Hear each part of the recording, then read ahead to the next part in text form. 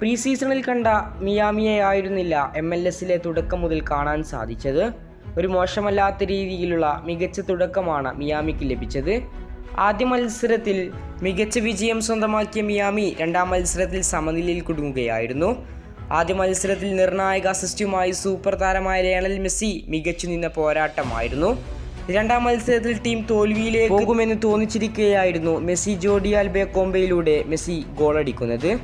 ഈ സീസണിലെ 2 മത്സരങ്ങൾ പിന്നിട്ടപ്പോൾ ഗോളും അസിസ്റ്റുമായി മെസ്സി മോശമല്ലാത്ത ഫോമിൽ കളിച്ചുകൊണ്ടിരിക്കുകയാണ്.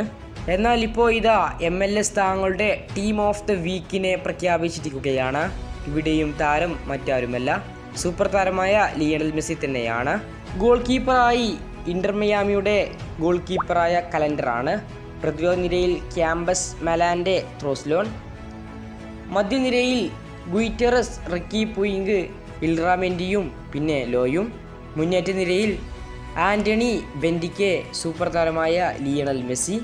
ഇങ്ങനെയാണ് ടീം ഓഫ് ദ വീക്കിൽ ഇടം പിടിച്ചിട്ടുള്ള ആളുകൾ. ഏതായാലും ഇനി 3-ാം തീയതിയാണ് ഇന്റർ മിയാമിയുടെ അടുത്ത മത്സരം. ഈ ഒരു മത്സരത്തിൽ മികച്ച വിജയം നേടാൻ ടീമിന് സാധിക്കുമെന്നാണ് ആരാധകർ പ്രതീക്ഷിക്കുന്നത്. കൂടുതൽ ഫുട്ബോൾ അപ്ഡേറ്റുകളും വാർത്തകളുമായി ഇനിയും കാണാം.